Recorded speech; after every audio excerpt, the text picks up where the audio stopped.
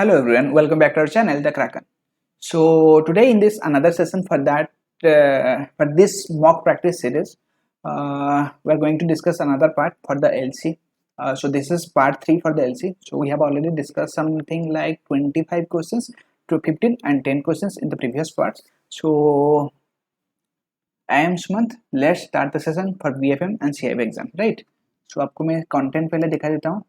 So here is the content. So यहाँ पर हमने 53 questions that is 29 to 53. So total अभी तक 25 बहुत अच्छा वाला क्वेश्चंस है जिसको हमने अभी तक डिस्कस कर चुके हैं. एंड इसके अंदर ओनली एमसीक्यूज नहीं, उसके साथ बहुत अच्छा आपका इस लाइक कॉन्सेप्चुअल क्वेश्चंस. ठीक है, आप यहाँ पर सब देख सकते हैं. सो अभी तक आपने अगर वो वाला प्रीवियस सेशन नहीं देखे हैं, आपका एमसीक्यू जो आपका प्लेलिस्ट है, एक एमसीक्यू का प्लेलिस्ट पर्टिकुलरली बीएफएम के लिए बना है, उसको देखिए. और उसके साथ आप लोगों को अगर केस स्टडी भी देखना है तो उसको भी आप रेफर कर सकते हैं. केस स्टडी के लिए भी एक प्लेलिस्ट बना है. उसके साथ आपका कॉन्सेप्ट एंड स्ट्रैटेजी चाहिए, देन हम और भी कुछ ऐड ऑन करेंगे. प्रीवियस स्ट्रैटेजी को आप फॉलो कर सकते हैं कॉन्सेप्ट के साथ.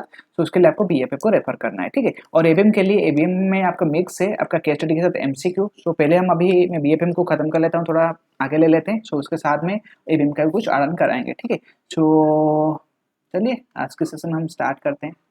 सो ये रहा हमारा नेक्स्ट क्वेश्चन 54. सो यहाँ पर हमने नेक्स्ट जो है और रिमेनिंग क्वेश्चंस उसको हम यहाँ पर कवर कर लेंगे. ठीक है, सो होपफुली आप लोगों का अभी प्रिपरेशन बहुत अच्छे से चल रहा होगा. And let's do it now. Okay, so you can C an LC was available for shipment by monthly installments for ready-made garments from India. Got it? So the shipment for March 2009 was not effected within the time available for that installment. In this case as per UCPDC. So एक LC issue है, ठीक है, जिसमें आपका जितना भी है उसको मंथली इंस्टॉलमेंट में वो पे करेंगे. ठीक है, so for ready-made garments, so the shipment for March 2009 was not effected within the time available for that installment. ठीक है, सो जो है द शिपमेंट आपका जो है मार्च 2009 ये आपका इफेक्टिव नहीं हुआ है.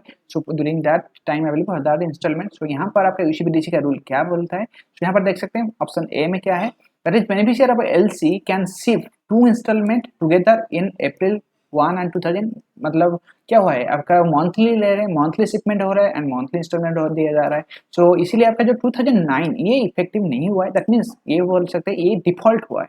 2009 का जो मार्च मंथ का जो इंस्टॉलमेंट था या जो भी वहाँ का शिपमेंट था वो नहीं हुआ है. तो इस केस में आपका यूसीबीडीसी रूल क्या बोलता है, क्योंकि एज पर द एलसी ये मंथली शिपमेंट होना जरूरी है. एंड हमें पता है जो भी आपका एलसी में मेंशन होता है उसी को वी नीड टू फॉलो. पहले हम केस को देख लेते हैं. सो यहाँ पर फर्स्ट ऑप्शन में बोल रहा है कि we need to shift 2 instalment, दोनों शिपमेंट जैसे कि आपका मार्च हो गया प्लस अप्रैल, ये दोनों को एक साथ आपका beneficiary of that LC can shift. ठीक है, 2 शिपमेंट 2 इंस्टॉलमेंट टुगेदर. सो ये वाला मिस हुआ है. सो वो क्या कर सकता है ना, आपका बेनिफिशियरी जो है वो 2 इंस्टॉलमेंट एक साथ अप्रैल में पे कर सकता है. ठीक है, सो नेक्स्ट है द क्रेडिट सीजर्स to be available for that and subsequent instalment unless otherwise stipulated in the credit. The credit ceases to be available for that and subsequent installment unless otherwise stipulated in the credit. अगर letter of credit में mention नहीं हुआ है then ये आपका जो credit है it will be ceased. ठीक है, so and to be the subsequent instalment. ठीक है, सो अगर ये मेंशन नहीं हुआ होगा कि आपको दोनों एक साथ दे सकते हैं देन ये आपका सीज हो जाएगा. सो नेक्स्ट है even earlier instalment will not be covered under the LC. So जितने भी आपका अर्लियर इंस्टॉलमेंट वो भी आपका एलसी के अंदर कवर नहीं हो सकता है. तो यहाँ पर आइदर ए और सी के बीच में एक. सो यहाँ पर जो है अगर इंस्टॉलमेंट एक महीना जैसे मार्च का मिस कर दिए तो इस केस में क्या होता है, अगर आपका एलसी में ये मेंशन नहीं हुआ है कि वो मार्च, अगर ऐसे बाई चांस कोई भी आपका मिस हो जाता है then he can also manage in the next upcomings. So April के साथ जो मिलाकर दे सकता है. देन क्या हो जाएगा, अगर मेंशन नहीं हुआ है देन क्रेडिट सीजेस हो जाएगा. ठीक है, to be available for that and subsequent instalment. So next आपका जो है सब्सिक्वेंट इंस्टॉलमेंट उसके लिए ये सीज हो जाएगा अगर otherwise unless otherwise stipulated in the credit. Unless otherwise stipulated in the credit means अगर इसमें एलसी में आपका क्रेडिट में एलसी लेटर ऑफ क्रेडिट में मेंशन हुआ है देन ये कंटिन्यू होगा, दोनों का वो एक साथ मैनेज कर सकते हैं. So it's all depends on that LC, ठीक है। सो यहाँ पर ये बस बताया गया है कि वाला मिस हुआ है। सो यहाँ पर ये नहीं बताया गया है कि एलसी में ये मेंशन हुआ है नहीं, कि अगर ये क्या तो मिस हुआ तो क्या होगा। सो इसीलिए ये आपका न्यूट्रल आंसर रहेगा कि अगर ये मेंशन हुआ है then it will be considered, अगर नहीं हुआ है then the LC will be ceased, ठीक है। सो ऑप्शन नंबर बी है इसका सही आंसर। तो चलिए नेक्स्ट वाला क्वेश्चन देखते हैं। और ये जो लास्ट है, the matter to be refer to the RBI, see RBI के रेफर नहीं, आपका यूसीपीडीसी के रूल के अकॉर्डिंगली होता है, एंड जो भी उसमें मेंशन होता है एलसी में दैट विल बी कंसीडर्ड, ठीक है। So under UCPDC 600 what is maximum number of days allowed for examination of document by issuing bank and negotiation bank? So UCPDC 600 under जो कितना आपका मैक्सिमम टाइम मिलता है बैंक को, that is आपका issuing bank and negotiating bank को examining करने के लिए, और दैट इज स्क्रूटिनाइज करने के लिए डॉक्यूमेंट सही है या नहीं, उसको चेक आउट करने के लिए कितना टाइम मिलता है। फर्स्ट है 5 days, 5 banking days is 5 days is 5 banking days in total,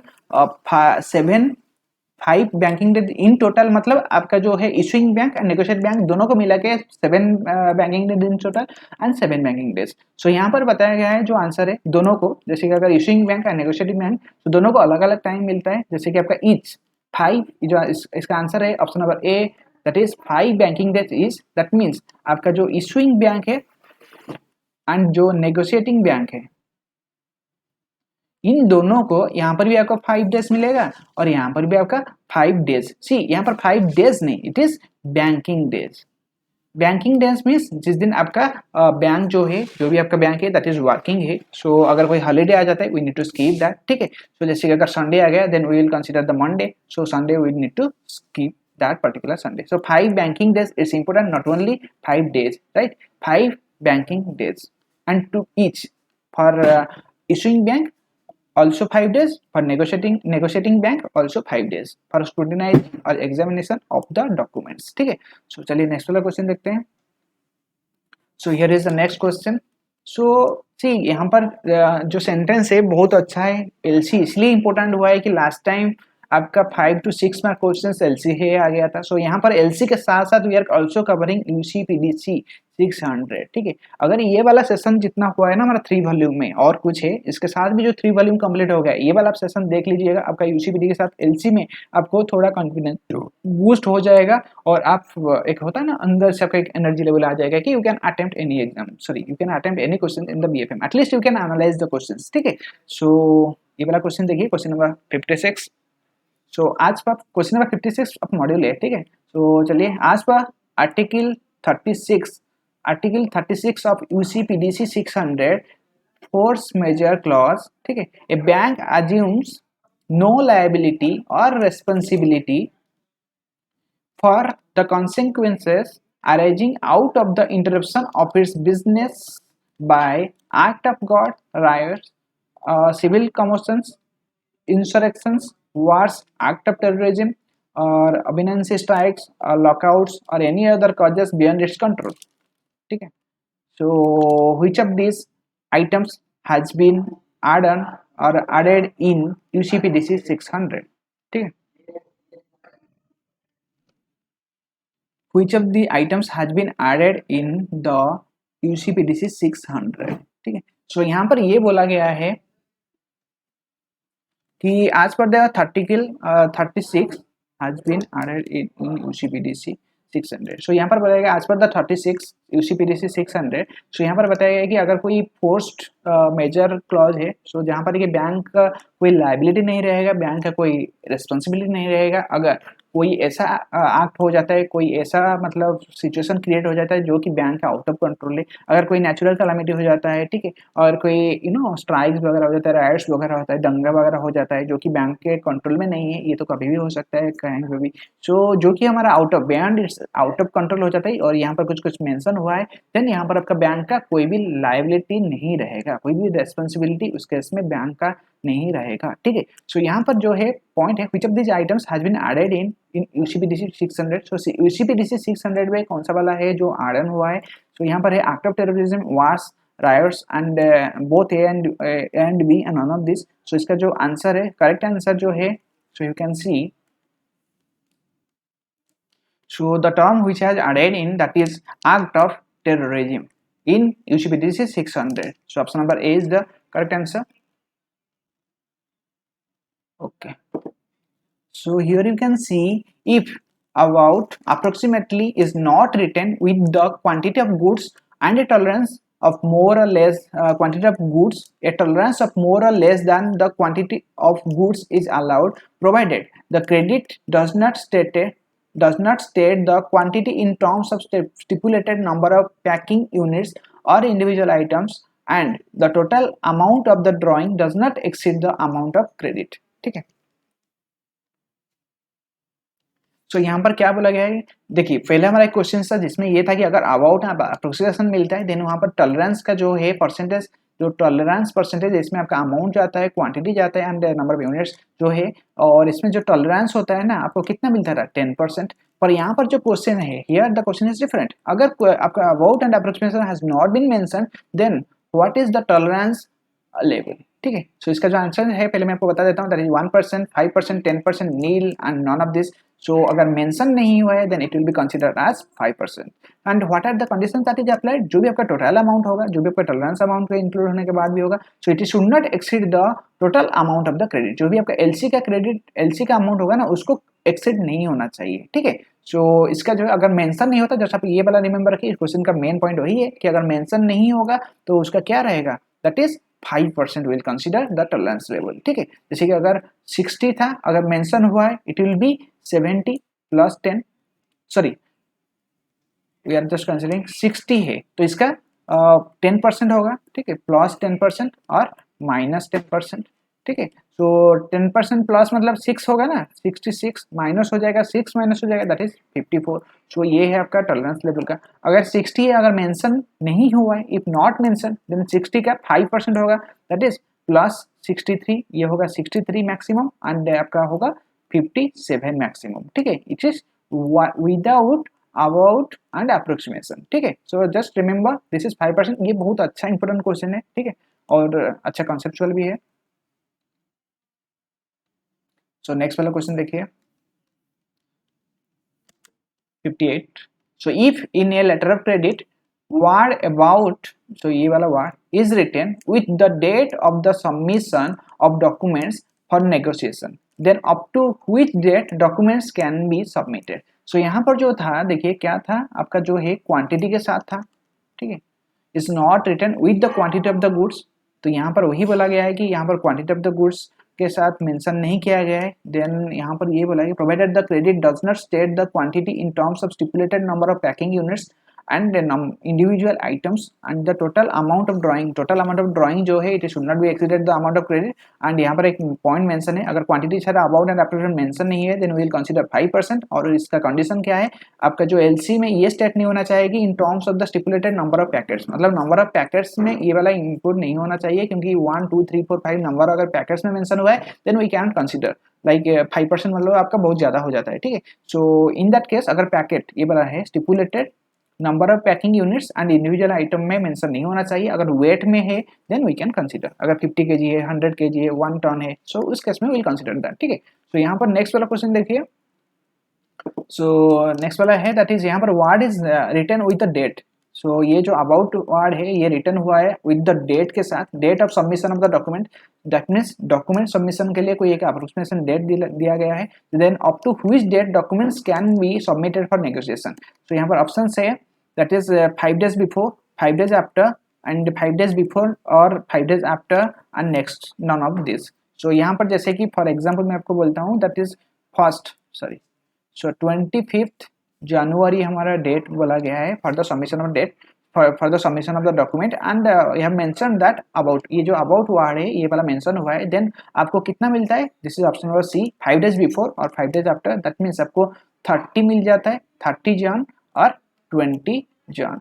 ठीक है. दैट मीन्स आप 5 days बिफोर भी आप इसको सबमिट कर सकते हैं between 20 and 25th and next में भी आपको 25th टू 30 के अंदर भी आप इसको सबमिट कर सकते हैं. So that's the answer. 5 days before और 5 days after you can submit the document. ठीक है. For negotiation. So option number C है इसका करेक्ट आंसर. नेक्स्ट वाला क्वेश्चन देखिए, ये वाला याद रखिएगा, बहुत ज्यादा डायरेक्ट क्वेश्चन भी आता है इसका. ठीक है. As per यूसीपीडीसी 600 if on a LC date of expiry is written as by the end of June it means. सो एक यहाँ पर देखिए बहुत अच्छा है, this is so good question, ठीक है।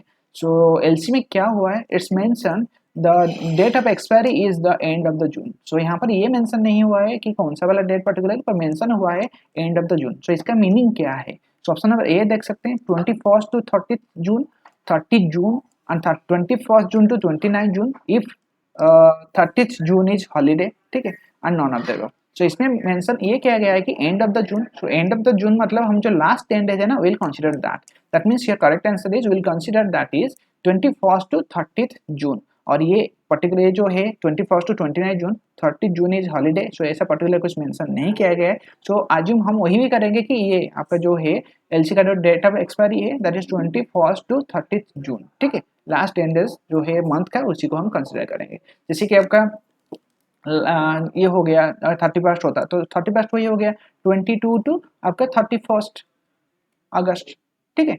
So hopefully you got it. So इसका जो आंसर है ऑप्शन नंबर ए है, लास्ट जो 10 डेज है विल कंसीडर दैट, अगर मेंशन नहीं हुआ है। सो यहाँ पर देखिए नेक्स्ट, अनलेस अदरवाइज, एक second,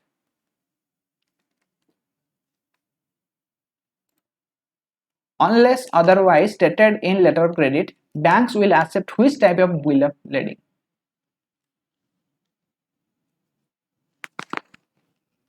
So which of letter of credit को बैंक एक्सेप्ट करेगा unless otherwise stated in letter of credit? So यहाँ पर ऑप्शन है chartered party bill of lading, straight bill of lading, receipt for shipment bill of lading, on board bill of lading, none of this. So जो कि आपका letter of credit में अगर mention नहीं हुआ है तो फिर भी बैंक एक्सेप्ट कर सकता है कौन सा वाला बिल ऑफ लेडिंग को। तो यहाँ पर देखिए, यहाँ पर बहुत सारा ऑप्शन है और जो आपका लेटर ऑफ क्रेडिट में अगर मेंशन नहीं हुआ है फिर भी बैंक एक्सेप्ट करता है वो वाला जो बिल ऑफ लेडिंग है, उसका जो आंसर है that is on board bill of lading, ठीक है। So option number D is the correct answer. So next वाला क्वेश्चन देखिए, under letter of credit part of amount, under letter of credit part amount paid to beneficiary, ठीक है। while paying balance amount, importer complains against quality of goods and requests the bank not to pay the amount for bills drawn under LC, ठीक है। so what should be done by the bank? so यहाँ पर क्या हुआ है condition, that is ये case है यही कि एलसी के अंदर जो है part amount paid to beneficiary, जो है part amount has been already paid to the beneficiary, then जो नेक्स्ट अपकमिंग बैलेंस है जैसे कि 100 से उसको 60 पे हो चुका है टू द बेनिफिशियरी, और जो अब आपका रिमेनिंग है 40 पे करते टाइम आपका इंपोर्टर मतलब जो प्रोडक्ट को बाय किया है वो ही है कि वो कंप्लेन किया है कि quality of that good is not good, request the bank not to pay the amount for the bill drawn under LC. So bank को ये बोल रहा है कि वो रिक्वेस्ट किया है बैंक को, he has requested the bank not to pay the balance amount, not to pay the remaining amount to that customer, to that exporter under that LC, ठीक है। So what should be done by the bank?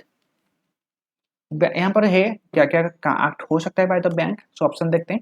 First option है bank should not pay आज it is a case of fraud, bank should not pay as recovery will be difficult in such circumstances, bank can suspend payment, seek clarification from exporter and make payment after being satisfied. So next है bank has to make payment as in LC transactions, bank deals in document not in goods. So under UCPDC, see we need to follow as a banker, we need to UCPDC 600।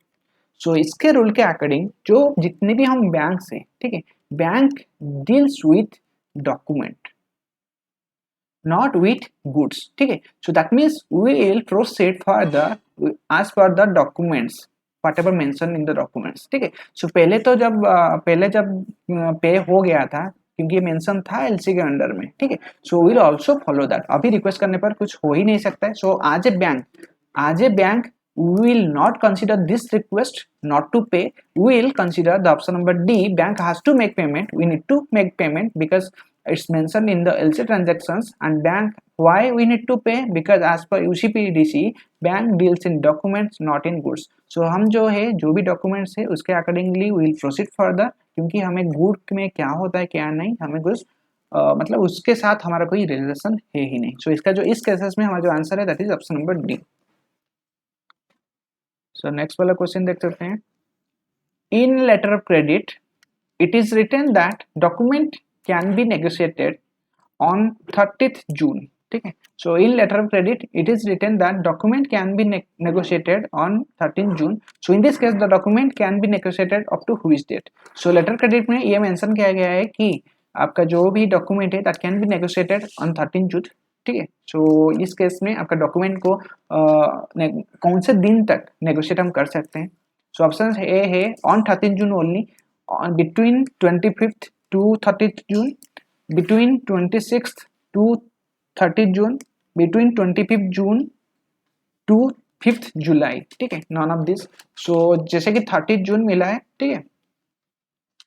सो इसमें हम क्या करेंगे next, जो और एक था आपका 5 days before और 5 days आफ्टर का कॉन्सेप्ट वही है। जो आपका 30th June का 5 days हो गया आपका 25th June, एंड आपका नेक्स्ट हो गया, इसमें हम -5 करेंगे और इसमें +5 करेंगे, आपका हो गया नेक्स्ट 5th July।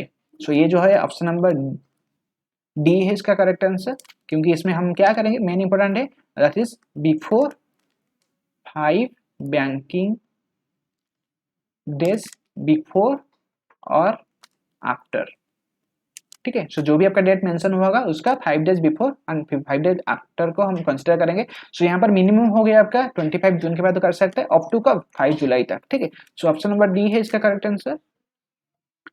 सो नेक्स्ट वाला क्वेश्चन देखते हैं।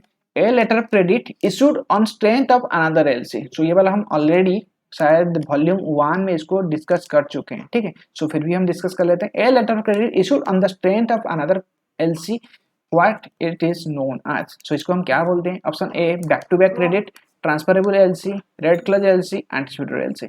सो strength of another LC means एक हमारा ओरिजिनल एलसी है, सो उसके बेस्ड में हम we are issuing another LC, ठीक है। सो एक एलसी के बेस में जब हम दूसरा एलसी को हम इशू करते हैं that is known as back to back credit, ठीक है। So that is known as back to back LC. So option number A है इसका correct answer. So this is our last question for this letter of credit series, ठीक है। A letter of credit that carries a provision traditionally written और typed in red ink, ठीक है। So a letter of credit that carries a provision, कोई provision है जो कि traditional written और टाइप्ड इन रेड इंक, ठीक है। So which allows exporter to raise pre shipment credit up to a fixed sum from the advising और paying bank at the request of the issuing bank is called, ठीक है। सो यहाँ पर देखिए एक letter of credit है जहाँ पर एक स्पेशल प्रोविजन एड ऑन हुआ है एंड जो कि ट्रेडिशनल रिटर्न और जो कि आपका रेड इंक में मेंशन किया गया है। और ये क्या है, ये जो प्रोविजन अलाउज करता है कि एक्सपोर्टर को प्री शिपमेंट क्रेडिट मिलना है कुछ सम अमाउंट के लिए। एक्सपोर्टर को क्या है आपका कुछ अमाउंट, जैसे कि उसका अगर 1000 उसको पे कर मतलब मिलना है और वो क्या चाहता है प्री शिपमेंट क्रेडिट, मतलब आपका शिपमेंट से पहले ही कुछ अमाउंट, जैसे कि 10% अगर पकड़ ले 100 रुपीज जो चाहता है कि उसको पे किया जाए, ठीक है, from the advising paying bank at the request of the issuing bank, ठीक है। सो इस केस में ये जो पॉइंट ये है, ये तो केस है कि वो क्या चाहता है, इसमें क्या मेंशन हुआ है, पर पॉइंट ये है कि ये लेटर ऑफ क्रेडिट में एक स्पेशल प्रोविजन मेंशन हुआ है और इसके लिए मेन पॉइंट ये है अगर ये रिटन इन रेड इंक। सो ये वाला रेड जो अब हम मेंशन कर देते हैं, so that's something like special provision add on होता है एंड जब रेड होता है ये हमारा कीवर्ड हो गया। सो उस केस में इसको हम बोल देंगे that is known as red clause LC, ठीक है। सो इसका जो आंसर हो जाएगा रेड क्लॉज एलसी, बहुत इंपॉर्टेंट है रेड क्लॉज एलसी से आपका क्वेश्चन आता ही आता है। सो यहाँ पर एक है, अगर रेड क्लॉज में नहीं है फिर भी आपको ये मेंशन है कि आपका special clause special provision add on हुआ है, नॉर्मली आपको रेड आइटम मिलेगा, रेड जो है कहीं ना कहीं आपको मेंशन होगा। फिर भी अगर रेड मेंशन नहीं हुआ है यहाँ पर, अगर स्पेशल प्रोविजन कोई एड ऑन हो रहा है देन ये कोई आपका स्पेशल लिंक से मेंशन होता है बाय डिफॉल्ट, देन उस केस में इसका जो आंसर हो जाएगा रेड क्लॉज एलसी हो जाएगा, ठीक है। सो यहाँ पर हमारा जो एलसी में लेटर ऑफ क्रेडिट में बहुत इंपॉर्टेंट क्वेश्चंस था, समथिंग लाइक हमने कितने फर्स्ट 15 हम कर लिए, लास्ट में हम भी 10 to 12 कर लिए और ये हो गया 10। सो टोटल हमारा हो गया 35 आपका एलसी का क्वेश्चन है वॉल्यूम 1, वॉल्यूम 2 एंड 3 में 3 पार्ट्स में है। ठीक है। सो ओवरऑल इसको देख लीजिएगा। इफ़ यू हैव नॉट, मतलब यहाँ पर एक श्योर शॉट हो सकता है क्योंकि आई हैव ऑलरेडी कवर, ठीक है। सो एग्जाम हम भी दिए, सो यहाँ से ये पता चलता है कि यहाँ पर हम ऐसा सब कुछ कवर कर लिए हैं इस एलसी का सीरीज में कि अगर आपने एलसी को पढ़े भी नहीं होंगे फिर भी if you are trying to answer this, then आप इजीली कॉन्सेप्ट को समझ सकते हैं एंड एग्जाम में उसको एग्जीक्यूट कर सकते हैं, ठीक है। क्योंकि हमारा जो पॉइंट है, जो एमसीक्यू के साथ हम ये भी कोशिश करते हैं कि थोड़ा थोड़ा आपको कॉन्सेप्ट को भी एक्सप्लेन करें सो दैट आपको बहुत अच्छे से समझ में आ जाए, ठीक है। So here it's yeah done with that LC part. So next में हम क्या डिस्कस करेंगे आपको दिखा देते हैं। So here non resident account. So non resident account related हमारा एक थ्योरी एंड एलसी मतलब एमसीक्यू ऑलरेडी अपलोड हुआ है, फिर भी हम और कुछ क्वेश्चन कंप्लीट करेंगे और यहाँ पर बहुत अच्छा अच्छा देखिए केस स्टडीज भी है, ठीक है। सो आप भी थोड़ा कोशिश करिए, मैं जैसे आपको बोला था कि 2 डेज के अंदर टारगेट देके मॉड्यूल 1 को खत्म करिए। सो यहाँ पर आपका रिवाइज भी हो जाएगा, ठीक है। सो चलिए आपसे फिर मुलाकात होगा एक न्यू सेशन के साथ एंड तब तक के लिए अपना ख्याल रखिए and just keep learning. Thanks for watching. And one more thing, if you have not joined our Telegram group, then you can join the group. Link will be in the about section. Okay. So here you are also conducting some bot quizzes, so you can participate in that, and you will get all the updates in the Telegram group. So hopefully we'll see you soon, guys.